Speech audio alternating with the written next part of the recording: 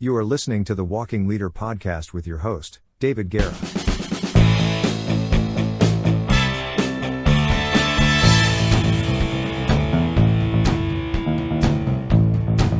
Welcome back to the Walking Leader podcast. I am your host, David Guerra, author of the books The Walking Leader and Great to Follow, and the upcoming book, Making the Jump, Your Mindset from Amateur to Professional. In this episode, we begin our journey into my new primary leadership development course. Let's roll.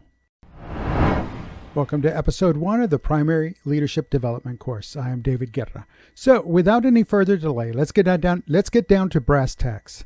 The Primary Leadership Development course is designed to equip the participant with the essential leadership skills and qualities needed to excel in various personal and professional settings. Participants will engage in a comprehensive program that covers foundational leadership principles, effective communication strategies, team building, problem solving, and self-awareness. Through a combination of theoretical concepts, practical exercises, and real-world case situations and studies, participants will develop the skills and mindset needed and necessary to lead with confidence and impact. This means you and we are going to work together to help change the shape of what we know by busting myths, reinforcing facts, and, let's get on with section 1 of the Primary Leadership Development course. Now, section 1 is the introduction to leadership. It's an overview of leadership concepts and styles, and there are numerous leadership styles and concepts.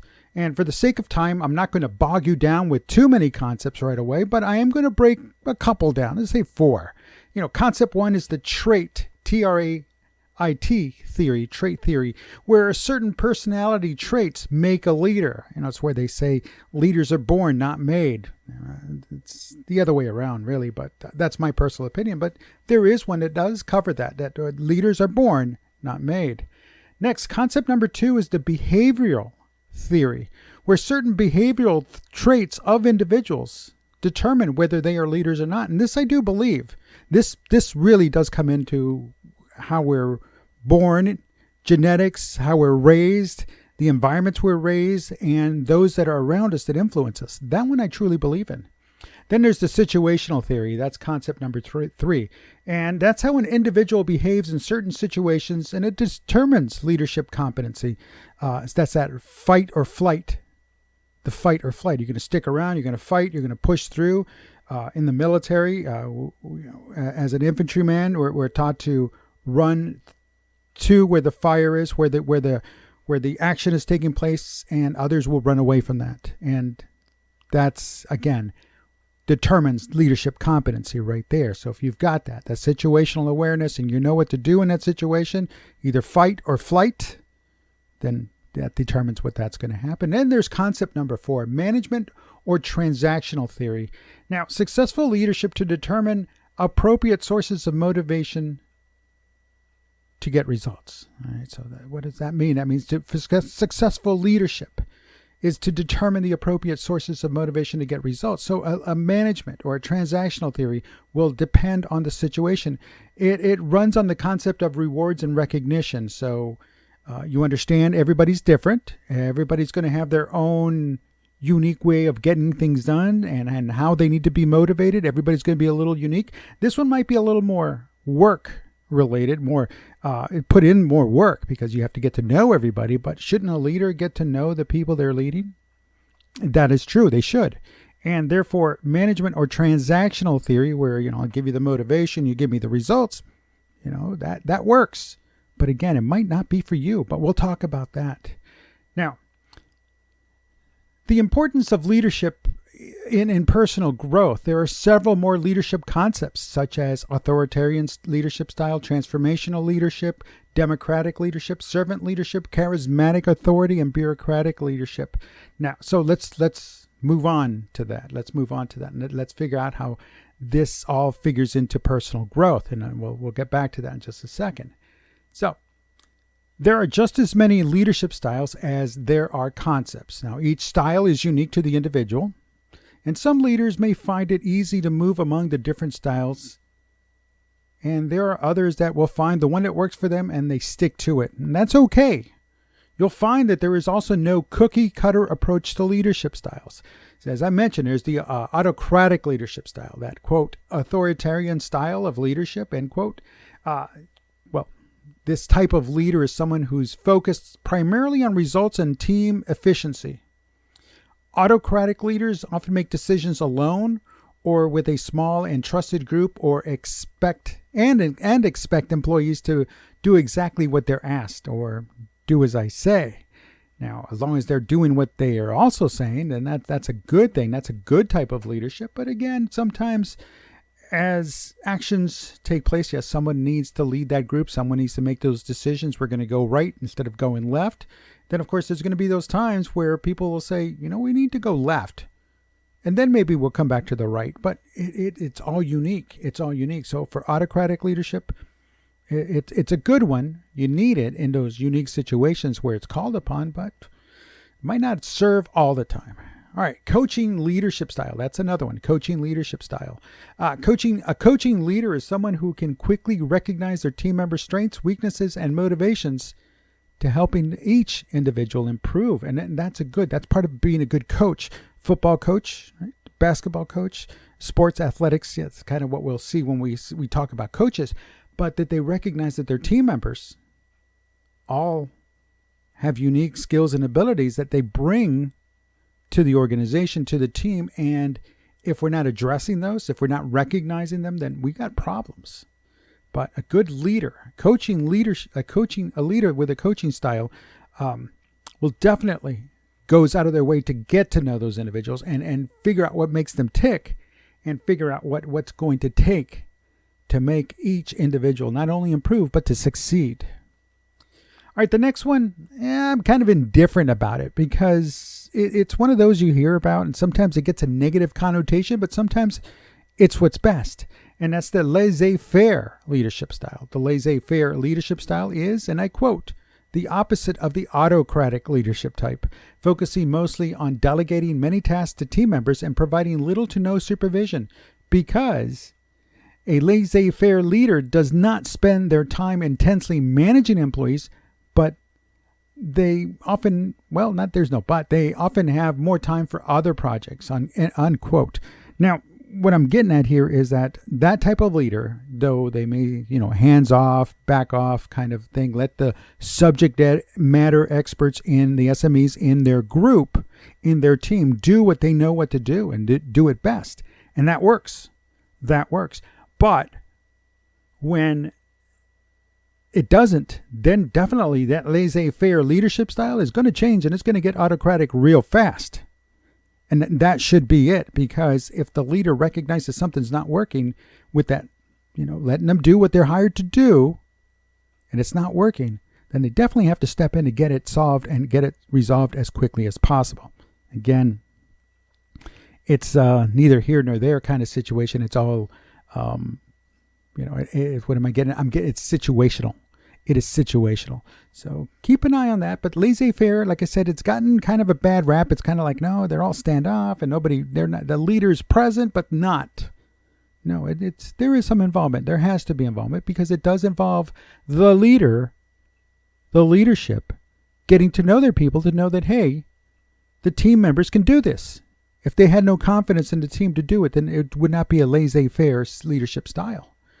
But again, they also need to show the leaders above that they are active, that they are involved, that they know what's going on.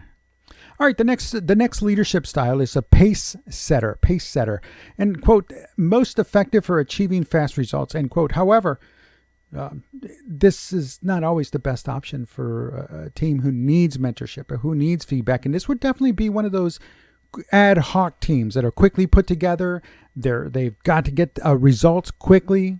Again, the ad hoc team that's put together real quickly usually it's built by subject matter experts who not routinely work together. There might be groups from different departments working together to solve this problem, this immediate issue. And if that's not available, if that's not the case, then what have we got? What have we got? Yeah, that's right. We've got trouble. We've got problems. So the pace setter, it's important to have it, especially if we need to get those fast results. But again, it's also ensuring that we can drop down, we can figure out, we slow it back down, drop down to another leadership style if we need to. But it's one of those that's the leader for this type of group, this type of team is someone who has managed and led others as well in a faster, higher, fast-paced level.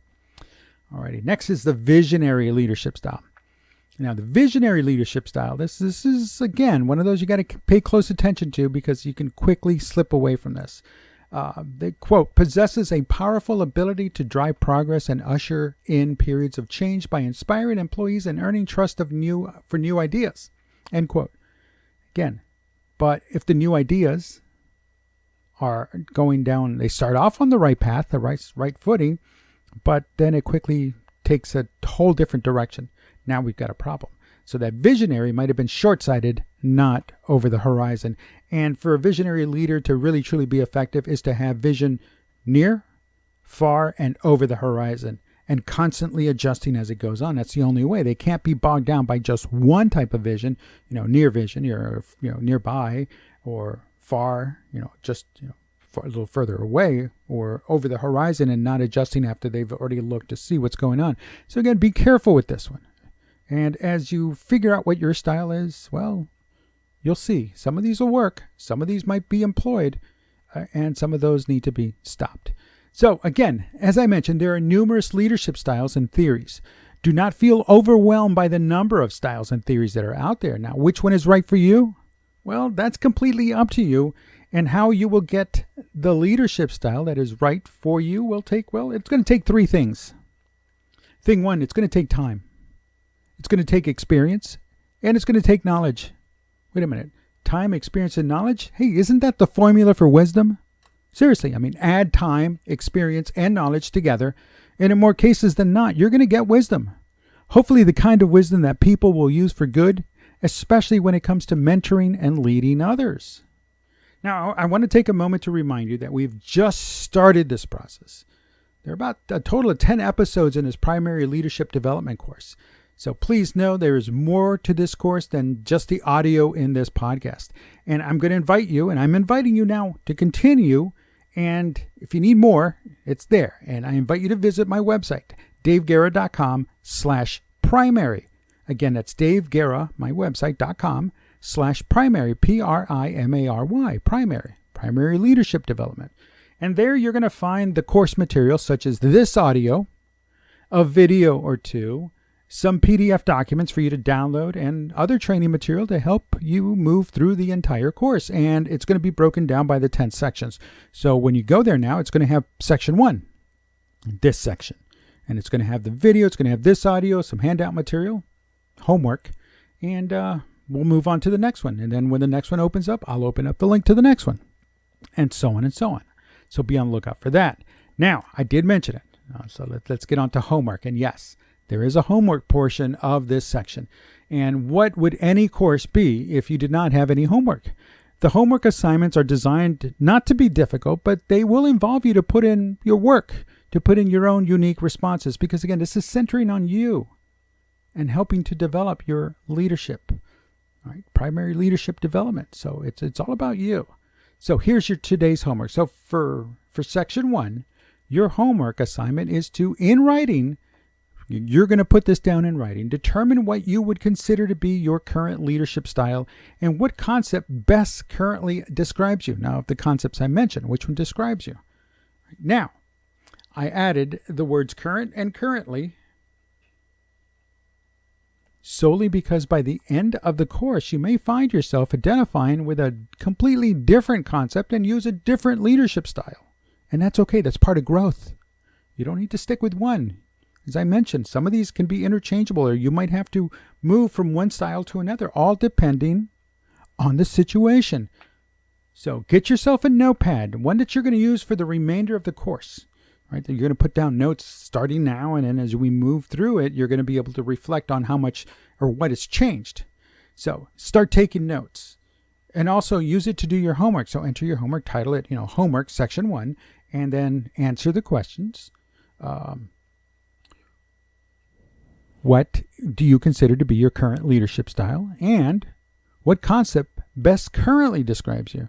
So you might think you have a leadership style, and what it is, and then you read the concepts and you break down the concepts, then you start to see, oh, well, maybe not. Maybe it's something else. So again, do that. All right. Now, the next episode of the Primary Leadership Development course, it drops in a couple of weeks on or about the 26th of January. And I do hope you can join me on this new journey for a new year. Well, we have reached the end of this episode, and I do hope you found it both entertaining and educational. Also, I do hope you continue to join us for the next episode. I am David Guerra, the author of the books The Walking Leader, Great to Follow, and coming soon, Making the Jump, Your Mindset from Amateur to Professional. And I want to thank you for joining me today. Don't forget, you can always contact me with questions, comments, concerns by email at dave@daveguerra.com, on Twitter at daveguerra, all one word, or on Instagram, Dave_Guerra. I look forward to hearing from you. And until next time, be confident, stay patient, and remain resilient.